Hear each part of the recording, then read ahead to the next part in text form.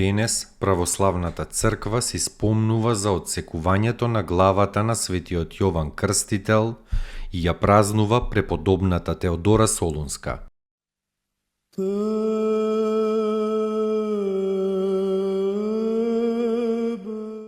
Отсекување на главата на светиот Јован Крстител. Ирод Антипа, син на стариот Ирод и убиец на младенците во Витлеем, во времето на раѓањето Господово, бил господар на Галилеја во времето на проповедта на Јована Крстителот.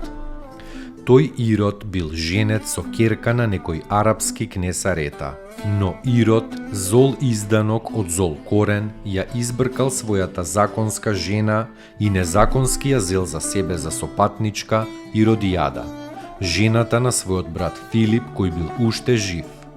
Против ова беззаконие станал Јован Крстител и силно го разобличил Ирода.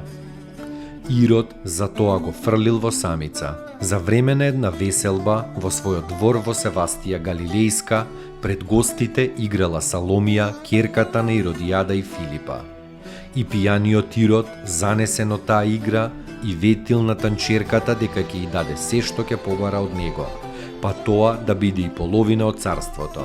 Поучена од мајка си, Саломија ја побарала главата на светиот Јован Крстител. Ирод наредил да го убиле Јована во самицата и ја донеле неговата глава на табла.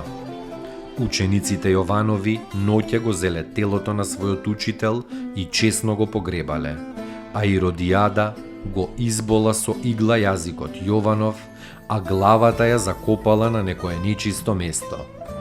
Што се случило понатаму со главата на Јован може да се прочита во Житието од 23 февруари. Но оваа група на злотвори набргу ги стигнала Божјата казна. Кнезот Арета, за да ја измие честа на својата ќерка, удрил со војска на Ирода и го сотрел до земја. Поразениот Ирод бил осуден од кесарот римски Калигула на прогонство, прво во Франција, а потоа во Шпанија.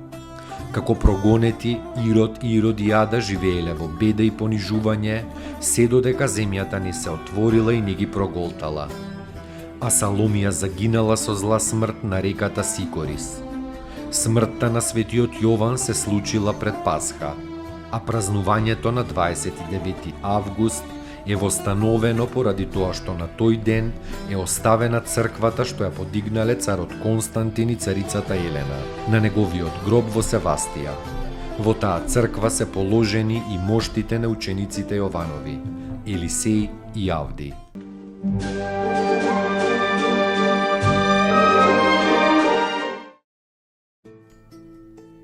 Поуки од светите отци. Никогаш не сум видел никој да се поправи преку гнев, туку секогаш преку љубов. Тогаш тој е спремен дури и на жртва. Значи така треба да постапуваш. Земи се себе си за пример, како се смируваш со викање или со љубов. Свети Јосиф Исихаст.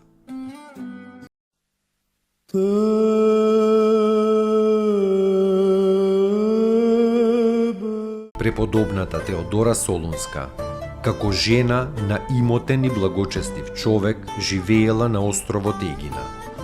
Но кога арапите ја загрозиле Егина, тие се преселиле во Солун.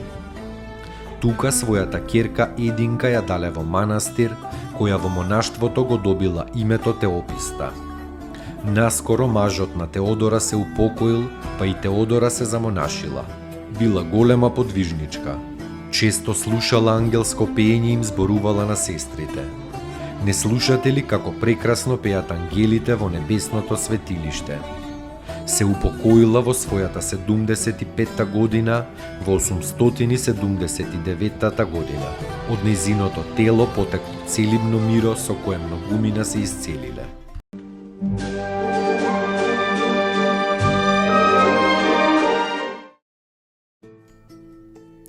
Поуки од светите отци. Доколку не си радосен, што и да сториш, дури и твоето покаяние и твојата љубов нема да бидат вистинити. Старец Емилијан Симонопетриски.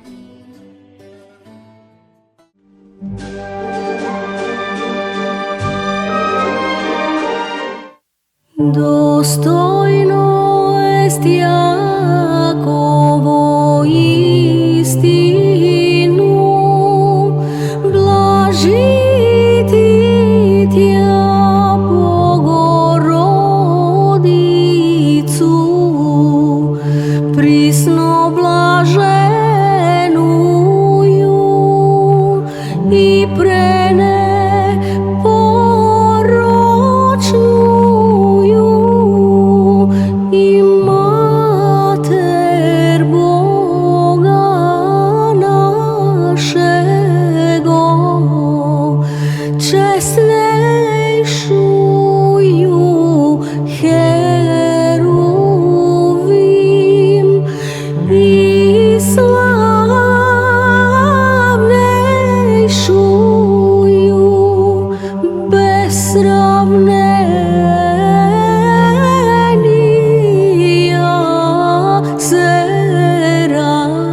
Серафим, без истления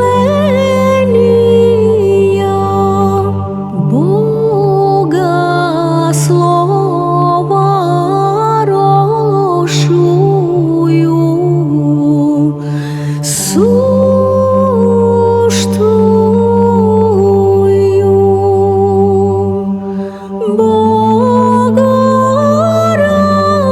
Богородицу, Тја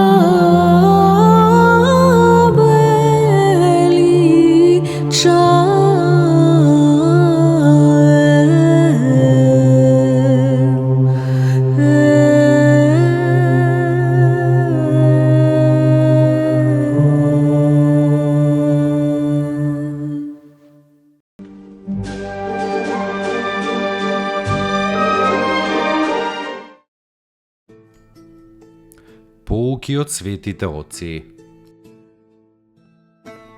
Човекот најмногу страда од мислите што не му се потребни. Старец Тадеј.